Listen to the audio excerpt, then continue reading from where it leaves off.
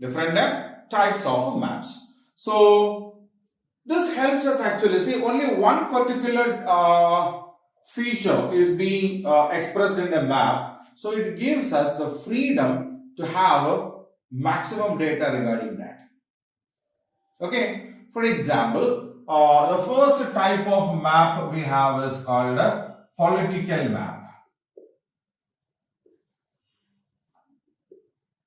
Right? So look at this. This is a political map of India. So what can we see there? Yeah, we can see the physical boundary of India, isn't it? In the ocean, and which is the boundary line that we have with the Pakistan, and there China, here Nepal, there Bhutan and Myanmar, isn't it? Everywhere the boundary of India is seen there. Then we have the states of India inside it, isn't it? We can see the states of India. See, the states also have boundaries.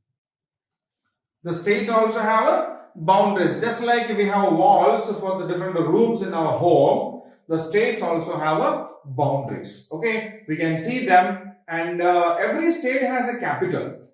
That capital also can be seen there, isn't it? Every state has a capital. That a capital can be seen there, and the major cities are also seen there, isn't it? So a usual political map do not have these major cities and all, but as we are dealing only with the political features of a region, we can include the major cities other than the capital. Every state will have such kind of some cities will be there, which is important other than the capital city, isn't it? Yes, such cities are also mentioned in the political map. So a political map deals with the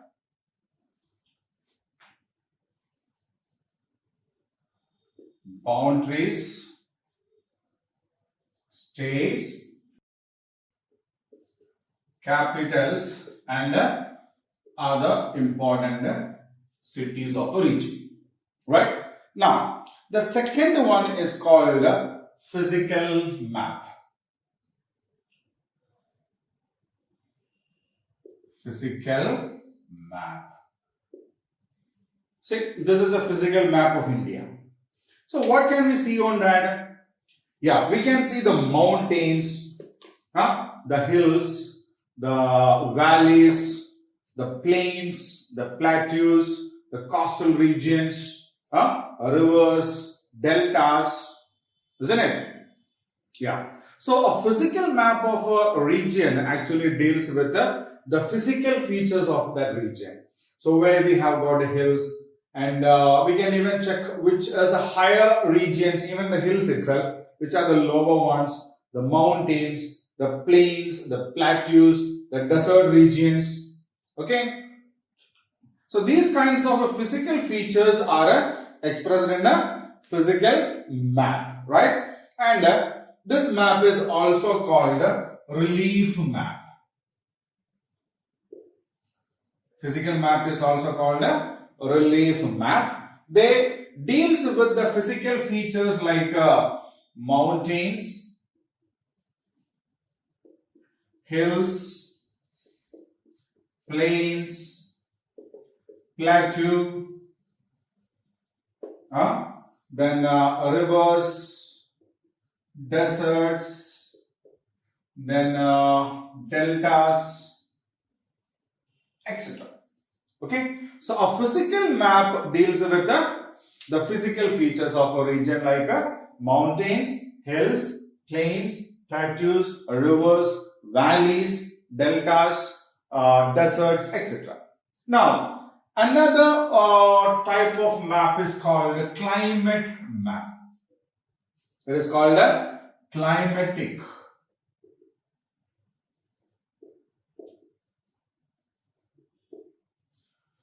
So we know we get weather predictions. It may rain today, or there is a depression that is being formed in the Bay of Bengal, which is moving towards the coastal region. The wind will be blowing at a speed of say for example 193 nautical miles per hour, isn't it? So how do we know that? Yes, we get this maps from the satellites. Okay, so they check the formation of the clouds, the positions of these clouds, and the movement of the clouds in different regions also. So look at this. So this is a climate map. This is a climate map in which we can see the movements and the formations of different clouds. Okay, so these maps will be taken continuously using satellites. So then we can see in which way the clouds are moving and how much time has it taken to move from one place to other, so that we can calculate the speed of this movement also. Okay, so a climatic map actually deals with the weather conditions. So it's based on these kinds of information that they gather. They predict the weather, direction of wind, then pressure, wind and direction of the movement of the wind and the pressure belts like depression and all. Okay, then the regions which we get more rainfall. So we have we know that there are monsoons. So when the monsoon comes, which region gets the maximum rain, which region gets the minimum rain. Okay, all these kinds of information we get a complete weather reports of the regions we get from a climatic maps. Okay, so what are the features that we get from the climatic map? Weather conditions, wind speed, pressure formation, etc. So climatic maps are used by the experts to make the predictions regarding the weather conditions of a region, right? So they are called climatic maps. If you have the habit of reading newspaper, especially the Hindu, every day we can find the most important climatic map in that. They will print in that, right? Okay. Now, the next one is called vegetation map.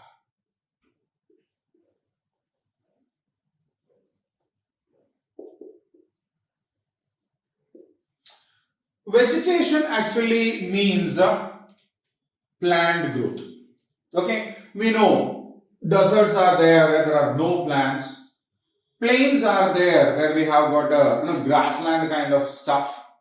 Hilly regions are there which have got a thick forest covers are there, isn't it? So the plant growth differs from region to region.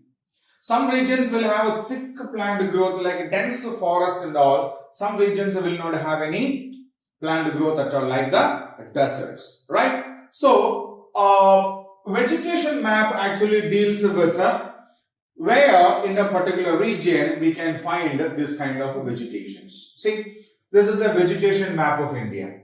So the color variations in that shows which are the forests, which are plain land areas where farming and such kind of activities are happening, which are the meadows, the grassland areas, right?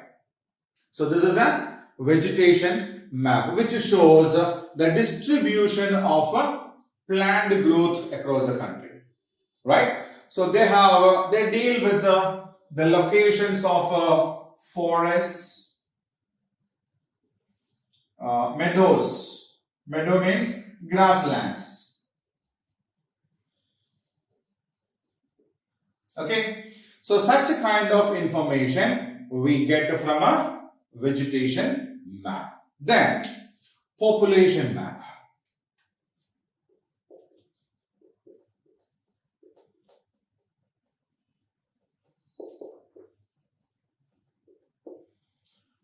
Population map actually gives the areas with the population. See, if we check the towns and cities, they have a more population, and if we check the villages, they have a less population, isn't it? So population varies from region to region. When we check the metropolitan cities like Mumbai, Chennai, Hyderabad, Calcutta, Delhi, it's densely populated. It's very high. The population is very high. But when we go to villages, yeah, the number of people are very less. See, this is a population map of India.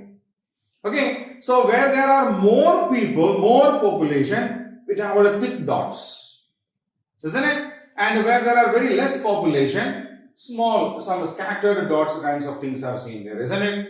Yes. So this is a population map which shows the distribution of a population in India.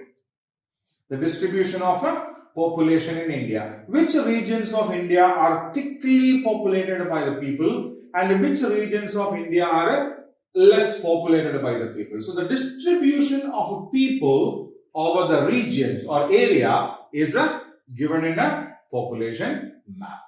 Right? So what does a population map deal with? The population map deals with the distribution of a population. The distribution of a population. Then we have an economic map.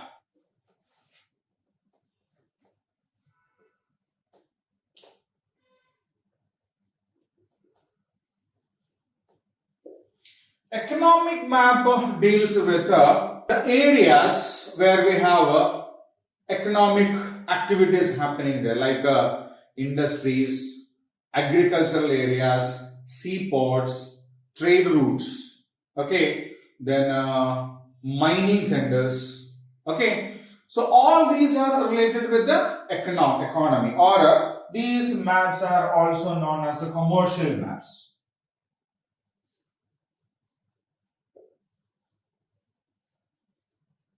Means they deal with the most important business activities of the region. So which are the areas where we have different kinds of industries? Okay, which are the areas where we grow a certain kind of crops? Like for example, if we want to say the regions where we have rice growing in India. Rice is not grown throughout India. Some regions are there which are very famous for rice. Some regions are famous for sugarcane. Some regions are famous for wheat. Okay, almost all the agricultural products have this issue. Okay, then industries. Where do we have shipbuilding industries? Where do we have iron and steel industries? Where do we have automobile industries?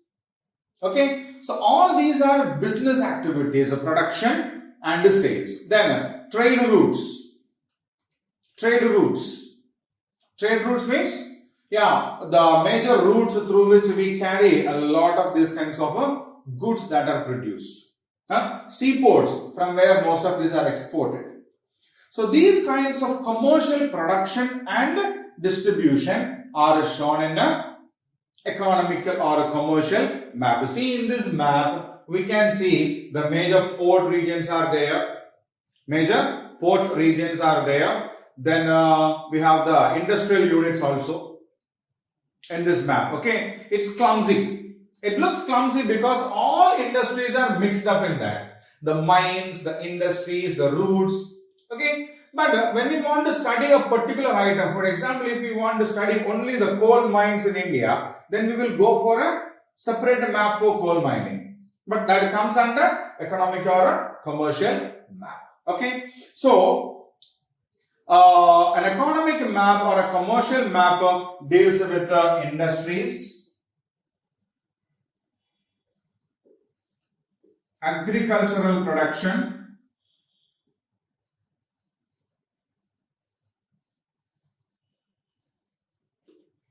seaports,